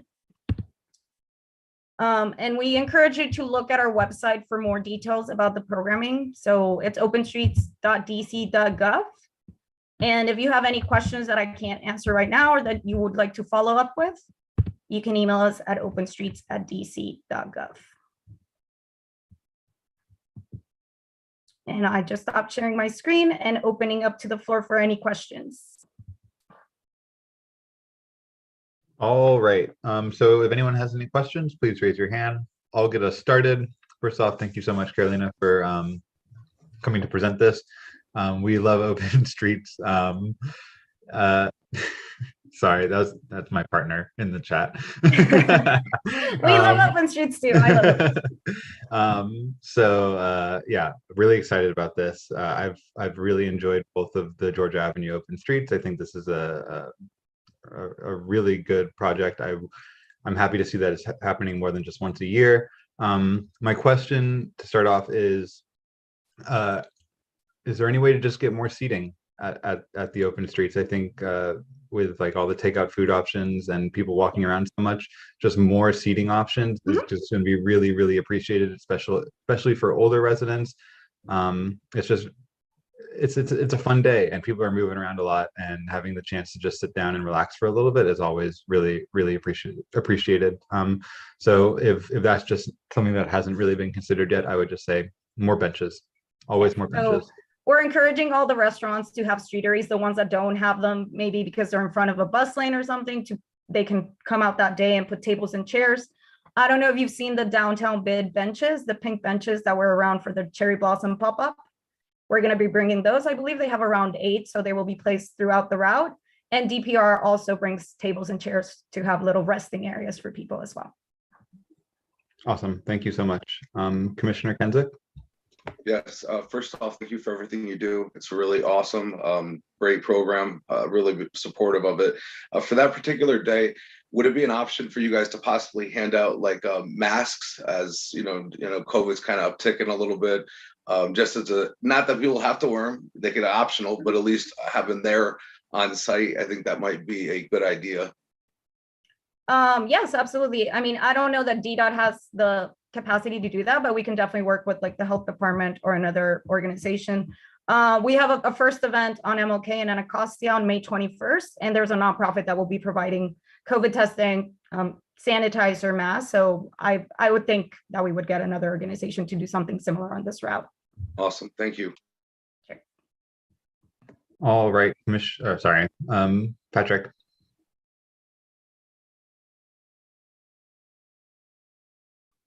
Patrick, did you mean to raise your hand? I had trouble getting off of mute. Yeah, no worries. One, where's the main stage going to be? We're looking at having it on H and 7th by the Chinatown gate. H and 7. Yes. We were going to have it on F, but there is another event happening at the National Portrait Gallery that day, and they will be having another stage in that area. Okay, and then my second comment is, are you planning on doing flyering of the surrounding streets? Because the last time I asked you that question and they came and put flyers, but they stuck them on the sidewalk and didn't put them in front of doors. No, so we actually had support from MoCA and Mokers who went out this morning, all morning, and they will be helping us tomorrow. Depending on the weather, we might have to reschedule till Monday, but we're doing about a half-mile radius from the route to all residents. And then we're working with the downtown bid, Shaw Main Street, and Mount Vernon SID to support with specific business outreach along the route. Okay, good. And I can send you the flyers and postcards if you want. We have all the digital marketing materials ready to go. Yeah, that would be really helpful if you could send that, just so that we can help distribute as well. Perfect. Thank you. I would think downtown bid would have its SAMs out doing that as well. Yes. Yeah, knocking on doors, letting people know. Yep. Always helpful. Awesome. Is there any other questions? All right. With that, the next meeting. Max, one more quick thing. What about the Shaw Main Street bid? Yes, we're working with them. So they're not our official. It's a main street. I know. but they have connections with all of the businesses. Yeah, so I'm working with Alex, the Main Street director. I actually used to be a Main Street director, so I know the Main Street directors, and I'm working with Alex. He does have an intern supporting us with outreach, but businesses do have to complete an application in order to participate, and we're working with the Downtown Bid, Shaw Main Street, and Mount Vernon said to support with the technical assistance for that. Okay, thanks. Sure. Awesome. If there are no other questions, thank you so much, Carolina, for your time. I just saw your, sorry, one question from Commissioner Judy Floyd about the picnic tables. I will see what I can do about the picnic tables. Awesome. Thank you so much, Carolina. I really appreciate your time. We're looking forward to Open Streets, and the next meeting for the Transportation Committee will be on May 11th. Sorry, it says May 10th on the agenda. I got the date wrong. Yeah. Great. ABR, Eric, you're next. Thank you. Thank you.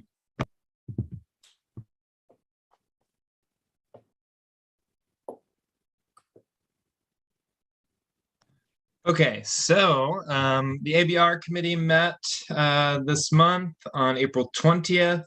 We had a lovely, just over 3-hour long meeting. For those that aren't aware, it is renewal season for all of the restaurants with a liquor license in DC. All of them are happening right now. All of the tavern licenses will be later this year. That is how DC does it. And it doesn't quite make sense, but it's all happening at once. So we are going to have some busy committee meetings. We have quite a few votes to take right now. The first one is regarding, I will say before we take the votes, I just wanted to note that at our last meeting, we also hosted a guest speaker who was investigator John Fiorentine of ABRA. He answered some really good questions and he did respond in writing. I'm going to share that with our committee members. I think it was really beneficial, educational to learn kind of the role of ABRA and how their enforcement investigations work. So I'm happy to share that with all commissioners. So if you have get questions from your constituents, you're able to answer. So I'll share those written responses around. I think it's a good FAQ. Okay, the first item to vote on is regarding Franklin Hall at 1348 Florida Avenue Northwest. That's in 1B04, Commissioner Thomas's district. So in this case, the space next to Franklin Hall has opened up. It had formerly been Mint Gym. And so Franklin Hall wants to expand into that space to use it for private events. However, our settlement agreement that we have on the books with the Florida Avenue, or excuse me, with Franklin Hall, has a capacity limit. And so they are seeking to amend that settlement agreement to increase that capacity. They will still have to go before ABRA and file a substantial change application. This is just opening the door so that they can actually do that application. So Deborah, did you have any comments you wanted to make? I know you were supportive.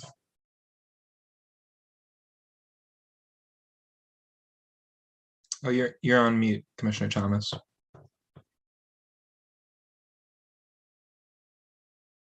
Commissioner Thomas, you're on mute. Kind of multitasking. I'm sorry. I apologize for that. But Franklin Hall is one of those businesses that's vested in the community in terms of public safety, respecting the neighbors, peace, calm, and order. And so, yes, I am in support of the extension they've shown in the community and the neighbors that they're good business sense of folks with the neighbors in mind. Great. So with that, I will motion that the full ANC support the amendment to the settlement agreement to increase capacity and add a provision about continuing to use the front main entrance while the door off of the expansion is for emergency egress only. Is there a second? Okay, second from Deborah. All those in favor, or discussion, excuse me. Hearing none, all those in favor, aye. Aye. Discussion. What is the increased capacity? Oh, you're gonna make me pull up all the the in the motion. the capacity, I mean, we're approving the amendment. I don't think it needs to be in the motion, Yeah. but Well, it is, you're increasing the occupancy from 10 to 20, right? well, Request. James, what are you saying here? Do you need the number to be in the motion? The number should be in the letter because they have something filed with Abra, right? No, as I explained, this is just us amending the settlement agreement. Yeah. The capacity number in the settlement agreement. They have not gone to Abra. They will go back to Abra to file a substantial change application to make this official. However, they cannot file that application with Abra until they amend the settlement agreement and they get the consent of both ANC 1B and the Meridian Hill Neighborhood Association. So this is just step one. This is coming back. Okay. Yes. All those in favor? Aye. Aye. All those opposed? Abstentions? Okay, the motion's adopted with one abstention. Next up, we have 1942 DC. That's at 1942 9th Street Northwest, 1B02, Commissioner Orlaski's district. Folks may recall this has been before us before. This is somewhat of a confusing one. There are discrepancies between the certificate of occupancy that the establishment has from DCRA versus the capacity on their license. We protested this before. The protest was dropped because the roll call hearing wasn't attended. It's happening again. The issues still haven't been worked out. So the committee recommendation is again to protest. Commissioner Orlaski, do you have any updates on this? No, you summed it up pretty well. Haven't heard anything since our meeting from them. Great. So with that, would you like to make the motion? Sure. I move that the ANC vote to support the ABR committee's vote to protest 1942 DC's substantial change application on the grounds of peace, order, quiet, and all applicable grounds. I'll second. Any discussion? All those in favor? All those opposed? All those abstaining? Okay, the motion's adopted with one abstention. Okay, so next on the agenda is VIP Lounge, also at 1926 9th Street in 1B02, Commissioner Orlaski's district. So this is a situation where VIP Lounge is a new establishment. It was the transfer or purchase of the old Al Cristino restaurant's liquor license. So this is technically a restaurant license. However, this establishment made it very clear that they are going to be filing a substantial change application to convert to a tavern license. That substantial change application has already hit our docket, so we're going to be debating on that soon. So basically the conversation was that we were protesting and then we would not file said protest if they were able to prove that they were adhering to the restaurant food percentages, because there was some doubt by the committee that they were doing so.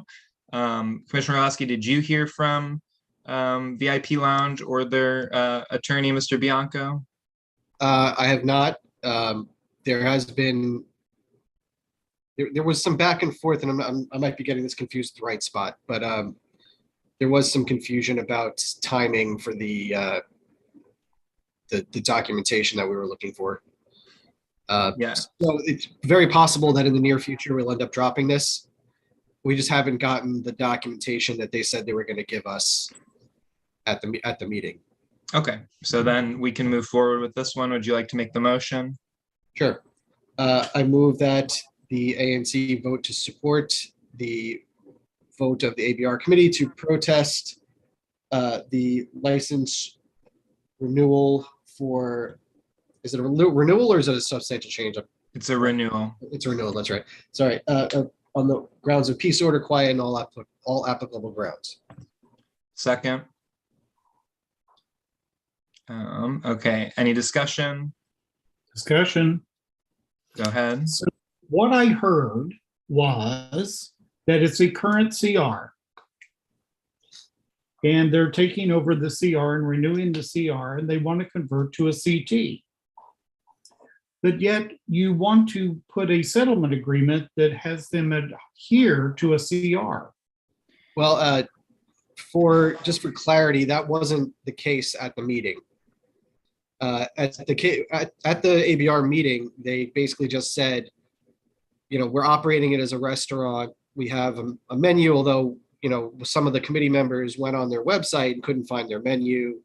There was some uncertainty as to whether or not they really were operating it as a restaurant.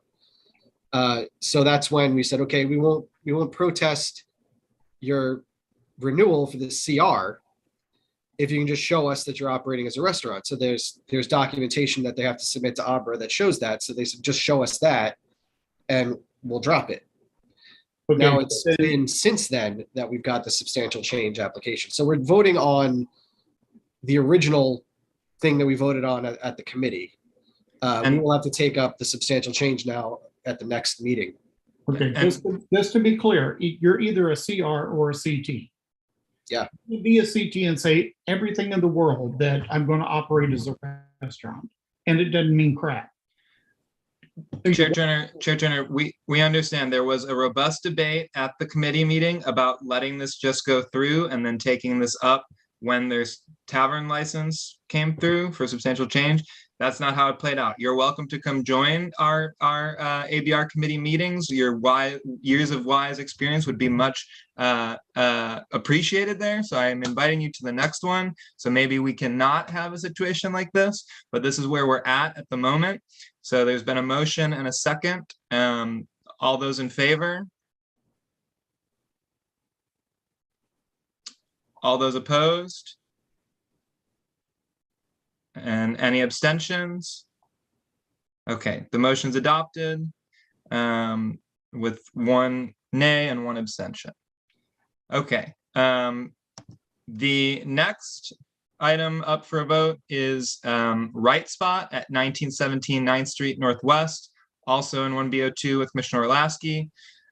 This was the same sort of situation where there was a protest made, and there was a discussion that if they could provide the documentation that they were operating as a restaurant and meeting the required food minimum, that we would not vote on this.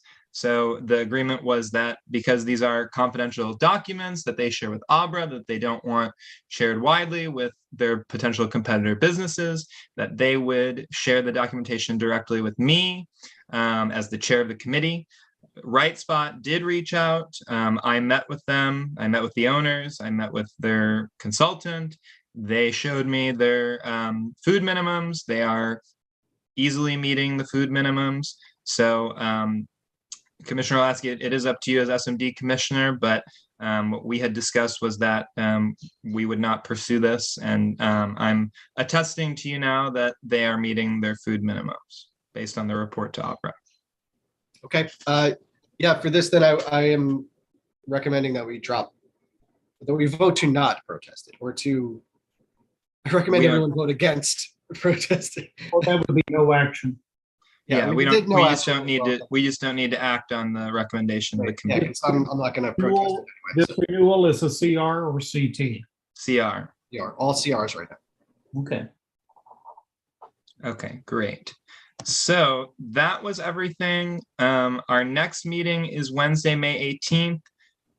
Probably in the time that since our last meeting on April 20th, I've gotten at least a dozen placards of renewals of restaurants.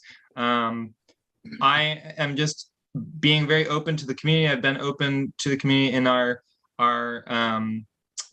our committee meetings that, we logistically are unable to, take up or engage in a frivolous protest. So just it's logistically impossible. There's so many restaurants. So if you have feedback about a restaurant that's renewing, please use the feedback form on our committee webpage. Please talk to your single member district commissioner, because we are going to be using our discretion. So for example, I'm not putting Whole Foods liquor license on the agenda. I'm just not doing that. And so some folks may disagree with that, but we logistically have to prioritize. And so I'm just encouraging folks to engage. If you have concerns about an establishment, you have compliments about an establishment, you can report those in our feedback form. We are doing our best to keep things organized, keep things on track, and get through the restaurants, take a breath, and then get hit with all the taverns a month or two later. So, and I extended my invite to Commissioner Turner. I would really extend my invite to any of the other commissioners. If you've got a restaurant renewing in your SMD, they're pretty much concentrated in about 3 different SMDs, but you're always welcome at the ABR committee, and the community at large is always welcome at the ABR committee. It is actually not always takes 3 hours, but we always get into good discussion. So with that, I will pass it back to the chair. Can I add just one quick thing just to add on to what you were saying, Commissioner Bena? First of all, Commissioner Bena has been doing a really great job handling this, and I think we all owe him a lot for his organizational skills. But just to add to what you were saying about commissioners attending meetings where they have businesses that are placarded, it's pretty important that you do that, because it's very common that the ABR committee will vote to protest a business in a district, regardless of whether or not the commissioner in that district shows up. But if you do that, and we do vote on it and end up protesting it, you are going to be responsible for handling that protest going forward. And it's infinitely more complicated if you don't know what's going on, if you don't know the reasons why for the protest. So it's really important that you show up to those meetings if you have establishments in your district that are being discussed at that meeting, and to really put your 2 cents in and understand the issues around those businesses. So I strongly recommend it as well. And I will spam you if you have a restaurant that's going to be on the agenda, so don't worry. Thank you. Yes, Commissioner Bena, I think you're doing a pretty good job. I do think it's important for commissioners to attend and hear comments, but not to be overly involved in the communication, but rather to absorb the discussion that happens at our committees, which are doing due diligence for us.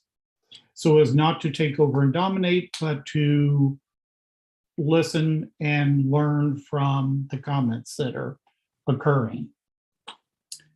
And this is going to be a very busy year. There's going to be a lot of items come through.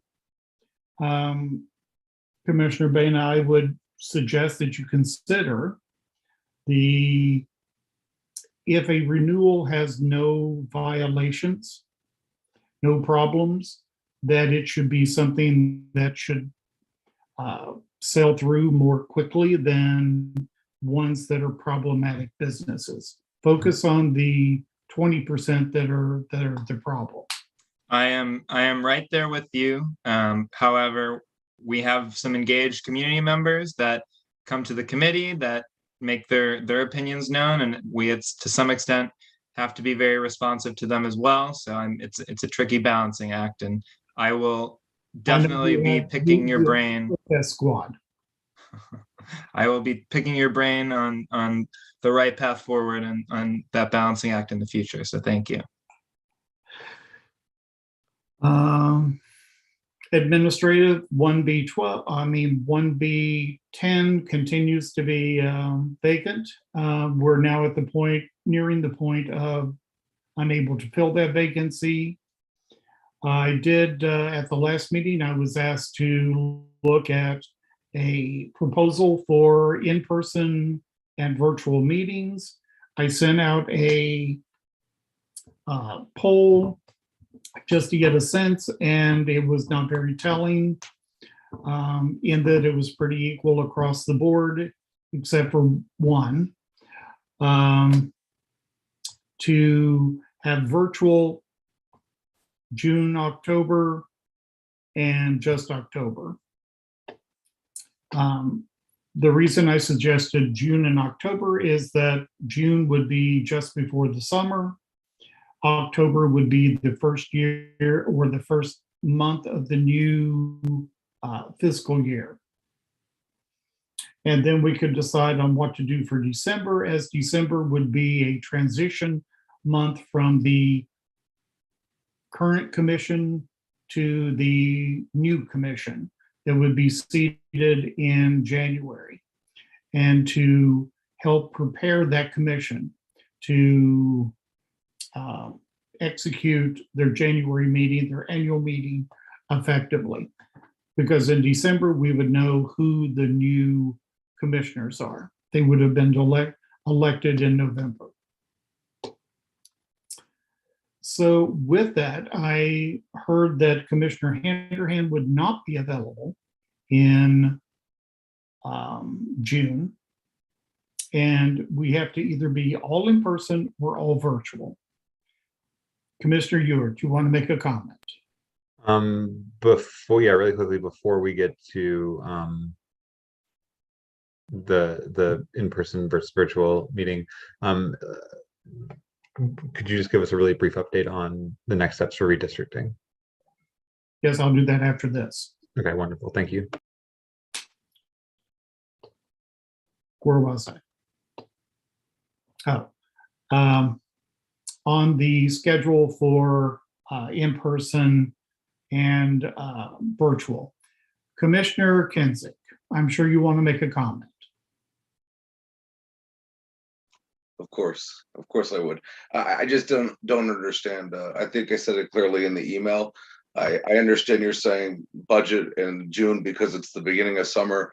Trying to be more than fair as a hybrid. I think that we could probably manage 3 out of the next 7 to get together. I think maybe we could do July, we could do August. I just think it's a good idea. I think it's good to meet in person. I think we've gotten too used to this virtual world and being like, keyboard warriors. I think it's good to get back out, handle field questions from people in the audience and listen to our constituents as of being so isolated in a bubble. That's my comment. Thank you.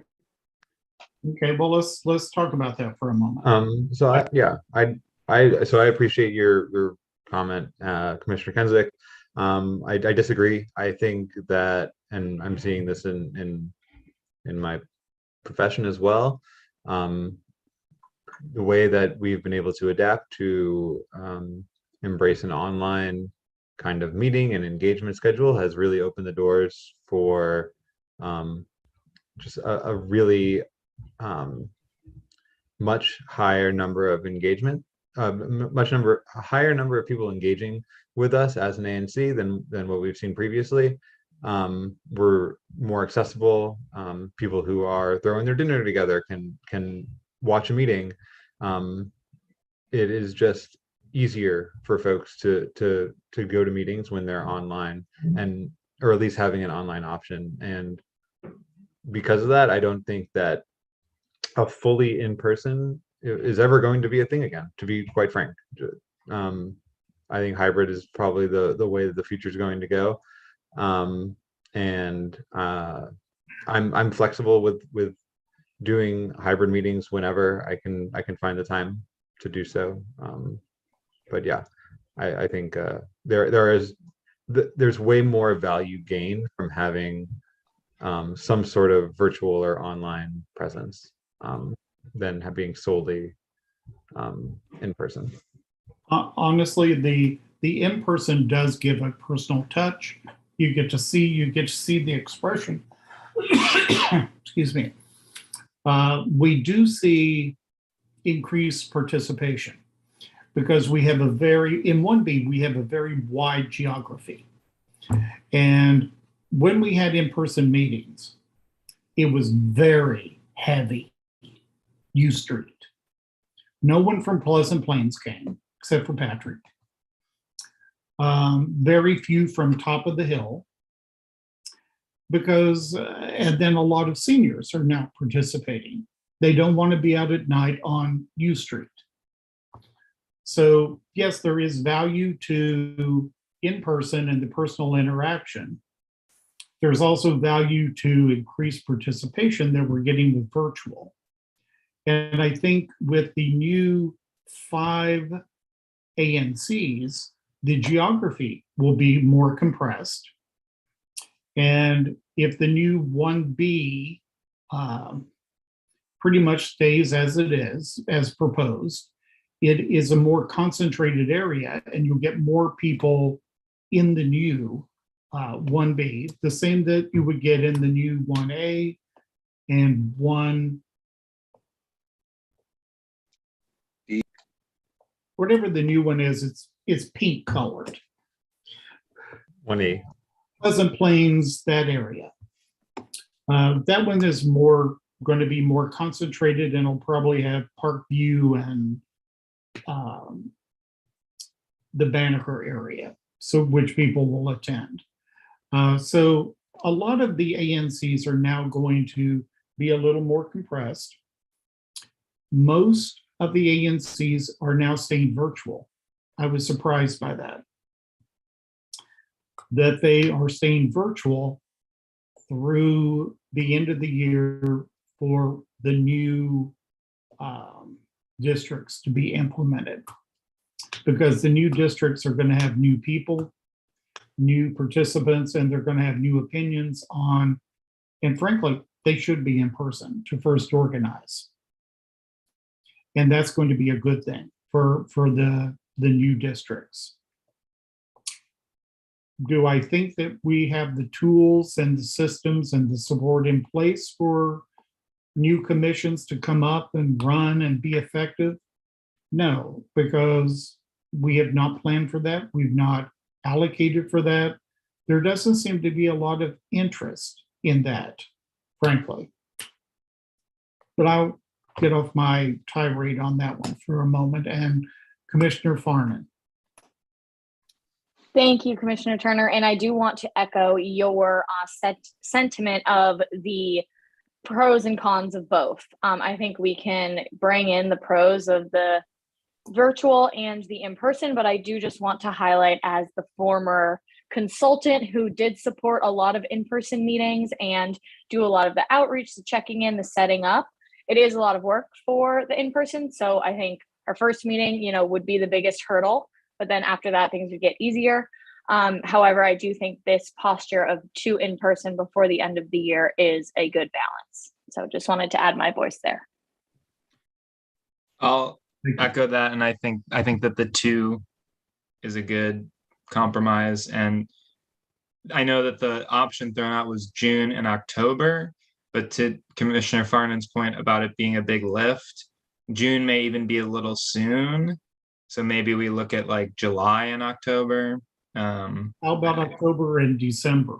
Because there is, Commissioner Kinsey got me thinking about this, and there is a lot of value to having some sort of in-person meeting at the end of this commission as it sits and the beginning of the new commission, because the new commissioners will be known at that point. And it would be a good meeting, not only for an in-person ANC meeting, but a working session for transition. I like that idea. It's like it's essentially a passing of the torch, and both symbolic and literal. And I think that would be a fine thing. And it's very seldom you'll get me to say that. Thank you, Chair. So let's do October and December. And let me tell you why I'm concerned about the summers. Commissioner Boehner has a whole lot of work to coming before the commission. And I don't want us to not be able to achieve a quorum to handle the workload coming up on renewals, both on the CRs and CTs.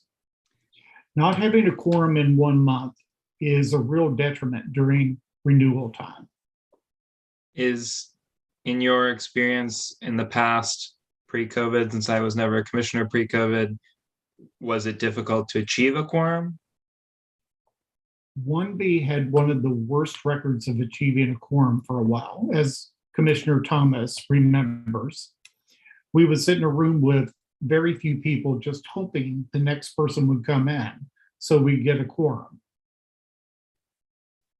And that is a downside of a large commission where people don't show up. And in summertime with vacations, that's pretty common. Many commissions take August as a recess. It's interesting that my tenure on the ANC, I've always argued that we should meet 12 times a year to handle the people's business, except for last year when I said I thought we should take August off. And a very wise person who will be the future 1B09, hopefully, said, no, we have to meet in August because there's important people's business to be handled. And that was a good reminder. So yes, we're a very busy commission, more than most in the city. We have more liquor licenses. We have as Patrick can attest, we have a tremendous amount of ZPD requests coming through, both historic and zoning adjustment and zoning commission requests. So I think that it's important that we be able to still continue to meet, and that if people are away, like Patrick is today, that they can meet virtually. Now, also thinking about Commissioner Kinzick's comment is we're now approaching spring, summer, fall. And there's going to be lots of events, opportunities for the ANC to be out in the community. So how do we maximize that? What are those events?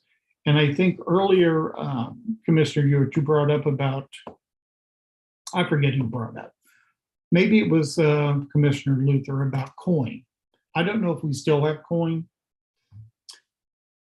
but we do need to look at activities. DPR offers a film.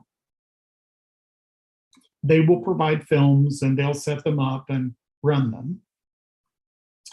If we can just get them organized and help them. If we say we want a film, 2 film days at the 14th Street and Girard Park, they may be able to prioritize that. There'll be a maybe a children's, and then more of a not adult, but a more a regular movie type set that gets people involved. And if we talk to Chris Dyer, I think Amanda, Commissioner Farnan, maybe we can get more of those in the community. And they don't have to be, I know Commissioner Thomas has an area down on VW that's an open space that could be a film series. I've always felt that Garfield Terrace is a wonderful space that's underutilized, especially the one that has the circular benches to have a film event. So there are things that we can do to get out in the community and be involved that are not necessarily the commission, but still get constituents, get people involved. Now I say that, I keep saying that, I never know how to do that. Maybe we can do it this year because COVID was not the right time to try and do that. So if we can help with those, I think it would be really wonderful. Mr. Nelson. I just want to say that I understand where Alan is coming from, and since I've been participating in ANC meetings for forever and ever, and have now been on this commission as a representative of a committee. I understand what he's saying. I don't disagree with it, but from the standpoint of participation at the committee level, I can speak from my 5 or 6 years that I've been doing this. I've gotten more participation on Zoom than I've ever gotten at a meeting. The same issue that the commission had, I would have at my meetings where I only have 2 people show up and we were trying to make decisions based on 2 people. And since we've been doing Zoom, I've had almost every single meeting 100% participation from my committee members. So I agree with wanting to be in person because I don't particularly like sitting in front of a computer myself, but from a standpoint of getting real work done, it really is a benefit. And my final comment is, which James has already alluded to, using the Zoom format, had I not been able to do a Zoom meeting, I would not have been able to participate in this meeting because, like I said, and when I made my thing, I'm out an hour in Utah right now. And even though there's a time difference, I'm still able to participate in this. And I think that's important from the commission standpoint to be able to have continuity, even with the chairs of the committees that are doing report outs. And there's been a couple of times when even commissioners have Zoomed in while they were on vacation too. So that helps in having the quorum that you need to have. So those are my 2 cents. So I would suggest that we go with October, December. We maximize our community outreach, community events, and Commissioner Kinzig, maybe help with the community outreach. We've got a lot of stuff to do. We just can't seem to quite get everything organized around it because Commissioner Farnan has so much to do with other things. And maybe it is working with DPR. It is working with, I'm sure you know, Chris Dyer, Cookie Buffet, and actually helping to get some of these things organized through them. So commissioners, are you okay with October, December, and virtual the rest? Committees can continue to be what they want to be. And I will say there are times in the past I would have been very happy for Patrick not to be able to attend. So with that, are there, oh wait. I have no opposition to the October, December. I think those would work perfectly. Same. Perhaps we Same. should do a vote. Is there a motion? I motion Motion. to accept Chair Turner's recommendation for increased community engagement over the summer, followed by in-person full commission meetings in October and December. Thank you. Second. All in favor, aye? Okay, quickly, there is a budget draft letter before us, very detailed. It does bring out all the points that was brought up by the deputy mayor.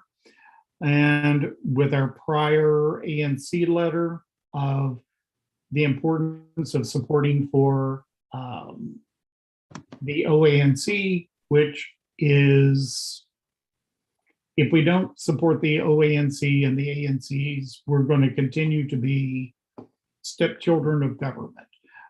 Commissioner Kinzig, you prepared that letter. Would you like to make a couple comments? I mean, I read through what the mayor had suggested, and I looked at to what last year was.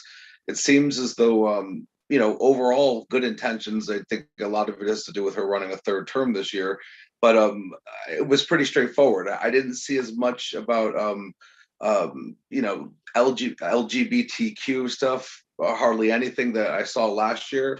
I did notice that between us commissioners, there's you know, some that seem a little more pro-police, some seem a little bit more reform, and there seemed that she was offering to upscale 4,000 police officers. So, you know, you know, again, I just gave the facts of what I read. I don't know how the other commissioners feel on it. And we can even put it as a spin as saying that we're not in agreement, but that would be dependent on the other commissioners and you, Chair, of course. I don't know if you've had an opportunity to review it. What I would suggest is that we entertain a motion from Commissioner Kinzick to adopt the draft with any technical enhancements that may be necessary from comments from commissioners. Commissioner Kinzick, would you like to make a motion? Sure. I'd like to make a motion that we put this in front of us, then pass, and hopefully I want to thank also Eric for everything. The man. Appreciate it. Second. Discussion? Commissioner I Farn. do.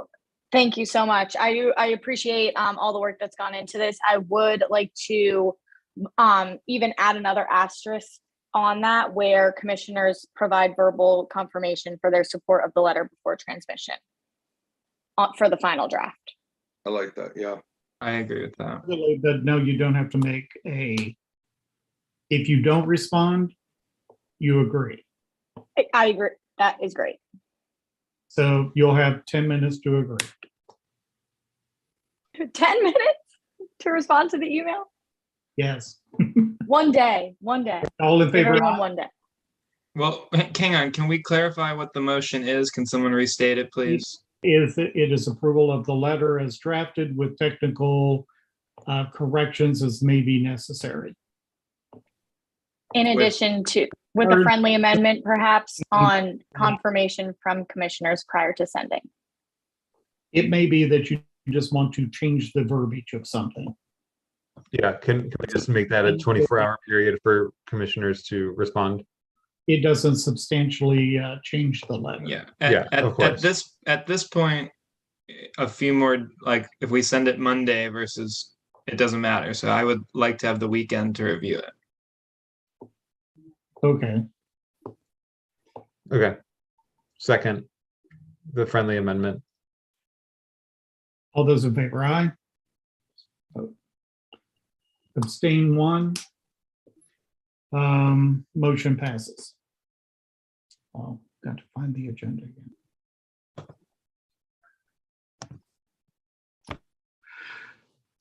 Do we have anyone from any office on? I'm not sure in the attendees. I am talking to Miss Anita LaRue from the U.S. Attorney's Office. She could not stay on for the community comment portion, but I'm hoping to have her work with me on the date for the Public Safety Committee and have her office attend.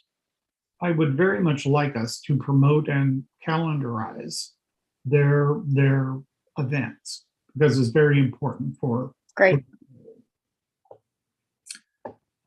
Commissioners, any announcements?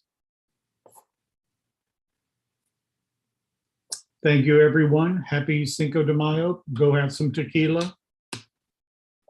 Commissioner Kinzick's bye. Yeah. Not tonight. Thank you, Chair. Thank you, guys. Bye. Have a good